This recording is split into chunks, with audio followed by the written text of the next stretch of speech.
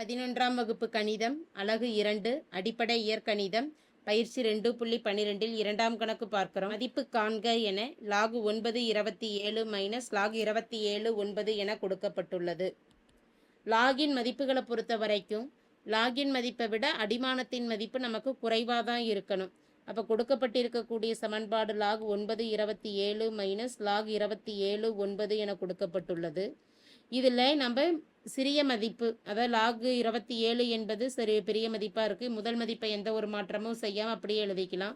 Minus இரண்டாவது உறுப்பில் 9 கீழே கொண்டு வந்து 27 மேலே லாகின் மதிப்பாக கொண்டு வரோம்னா பின்னத்தில் எழுதிக்கலாம். அப்போ 1/log 927 அடிமானத்தையும் மதிப்பையும் மாற்றி எழுதுகிறோம் அப்படின்னா பின்னத்தில் தலைகீழ் மதிப்பு எழுதிக்கலாம்.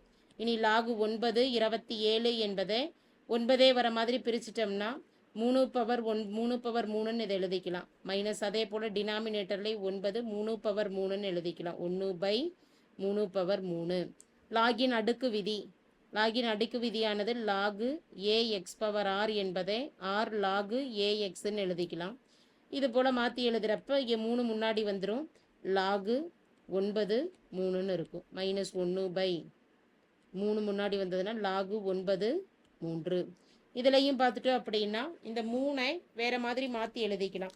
அல்லது சிறிய எண் முன்னாடியும் பெரிய எண் மேலேயும் வரணும் அப்படின்னா தலைகீழாக மாற்றி எழுதிட்டோம் அப்படின்னா 9 log 9 3 அப்படிங்கிறதே 3 அடிமானத்துக்கு கொண்டு வரோம்னா 1/9 3 9ன்னு மாற்றி எழுதிடலாம்.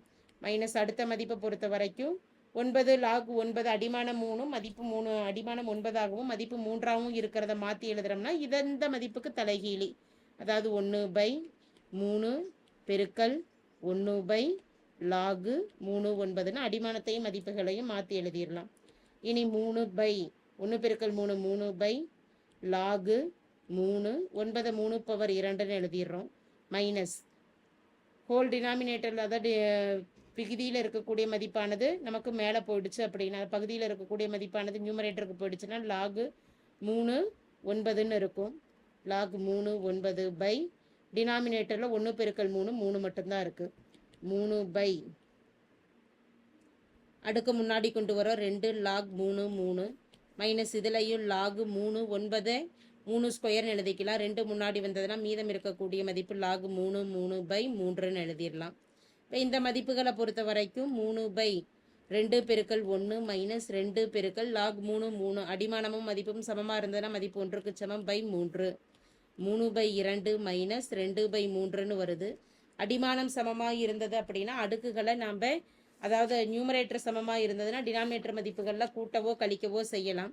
அப்படின்னு பார்க்குறப்ப 2க்கும் 3க்கும் மீசியமாக எடுத்துட்டோம்னா 3 2 6. முதல் மதிப்பு 2ஐ 3ஆல் பெருக்கிக்கலாம். 3 9 மைனஸ் இரண்டாவது மதிப்பு 3ஐ 2ஆல் பெருக்கிக்கிட்டோம்னா மதிப்பு 6ன்னு கிடைக்கும். 3 பெருக்கல் 2 6. நியூமரேட்டர் மதிப்பு 2 2ஆல் பெருக்கிக்கிட்டோம்னா -4ன்னு வந்துடும். /6 பொதுவாயிடும். 9 - 4 9 - 4ன் மதிப்பானது 5 டினாமினேட்டரில் இருக்கக்கூடிய மதிப்பானது 5.